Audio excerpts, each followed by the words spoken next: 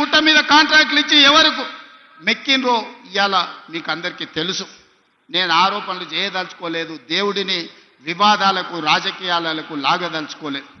కానీ అది ఊరికే పోయిందా? యాదగిరిగుట్ట లక్ష్మీ నరసింహస్వామి దగ్గర జరిగిన అపచారానికి మూల్యం చెల్లించలేదా? మన ప్రభుత్వం ఏర్పడ్డ నాడే బొక్కవోర్ల పడి మక్కెలు ఇరగలేదా? మీకు తెలియదా? చేసిన పాపాలు ఎక్కడికి పోవు, మన ఎంబడే వస్తూనే ఉంటాయి నీడలాక. ఇవాళ పాపాలు చేసింది కాబట్టి మీ పరిస్థితి గట్లయింది. నేను అంటలేని మాట ఆ పార్టీ నాయకురాలే అన్నారు. ఏమన్నారు మిత్రులారా? మా పార్టీలో దయ్యాలు చేరనే. సొంతింటి బిడ్డ టీఆర్ఎస్లు ఉన్నోళ్ళు దయ్యాలని చెప్తుంటే సమాధానం చెప్పలేక దయ్యాల నాయకుడు ఫామ్ హౌస్లో నిద్రపోతుండు. నేను అడుగుతున్నది బీఆర్ఎస్ కాదు, డిఆర్ఎస్. డిఆర్ఎస్ అంటే దయ్యాల రాజ్య సమితి. అది ఇవాళ అది భారత రాష్ట్ర సమితి కాదు, అది దయ్యాల రాజ్య సమితి.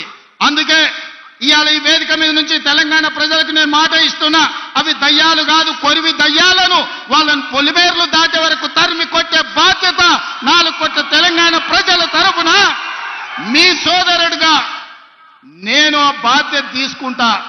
ఖచ్చితంగా ఈ కొరివి దయ్యాలను పొలిమేర్లు దాటే వరకు తరిమి కొట్టాలి. దాంట్లో మీ సహకారం ఉండాలి.